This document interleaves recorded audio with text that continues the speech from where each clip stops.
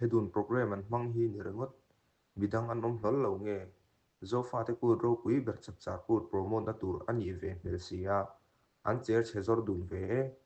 namdang mei te ho nui azal tu ko nge mel tra pian nal leiling zai zai tak ni se chu thu shan namdang ho hian an lo en ve zel ania zai lama chuan sang lian a hi chu zai thiam ve pa ngai ani sai lovate Joseph zai min thang ate natate Andrew ate TBC ate ho rank ero ani lo are santi phei hi chu a o chuak lei thei lo mi la phua pahni vel rik pui ve hloi YouTuber chete te ho zar zawa social media chat van nei pui ve mai company khat dai artist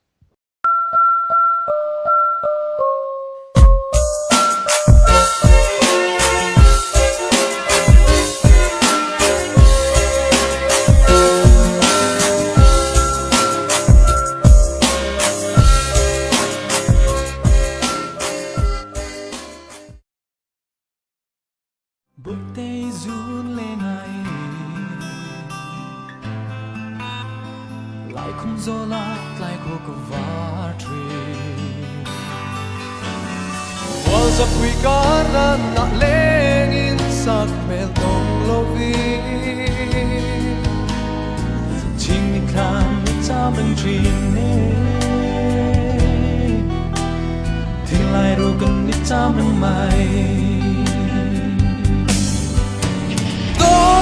nang nghe lạnh lùng lên cả tua thiam lâu suy lu gặp phang trí nè bên đằng anh trai sân lúc gió ngày gió run lên ngày anh đang cất tôm thay lô sắc bèo tóc na cất chuan na ta trăng hiền em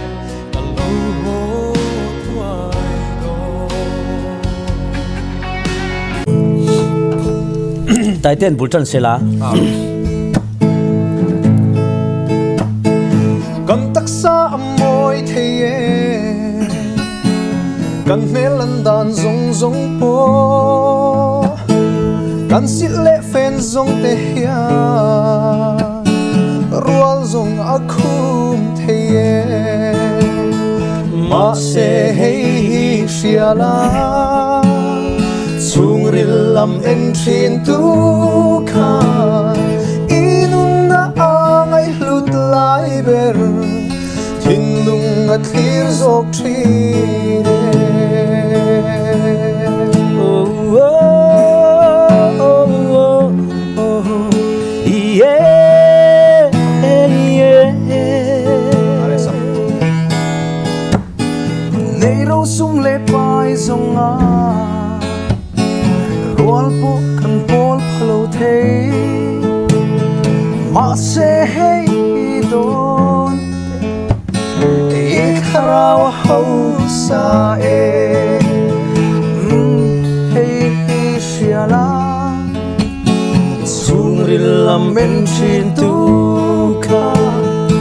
inun na angai lut lai ber thin lung a khin sok tâm tật cần xin cần phải nó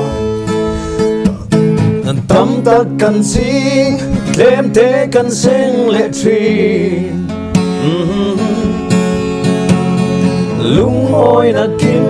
mu dấu re ngàn om xin lâu du sam aya tâm bộ này mà sẽ là anh tha để ngắm muang thế lâu Krista anh này xí lâu ole hey xia ra chung ril lam en thin tu kha inun na angai lut lai ber thin lung a thlir zok trine Someone na Krista chu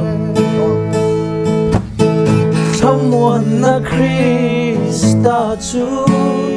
avin lo zong zela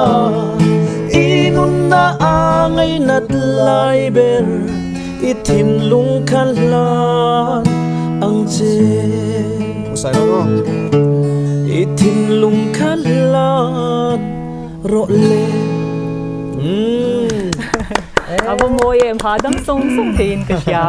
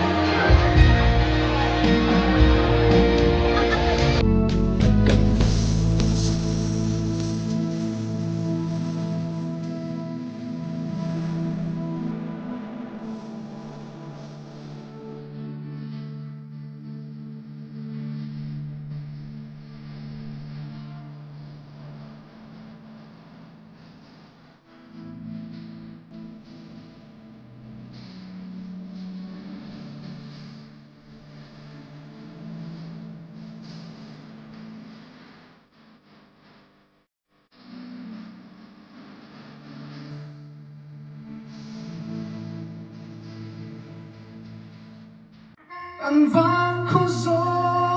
lên hoa thuốc đen lốm ruộng sông phát lor một em không nghe suy luôn cắt rua lại hun khờ hoàn lại anh chẳng dấu ta man lại anh chẳng dấu ta kamay che asin lung run kadu pereng trin fo vang che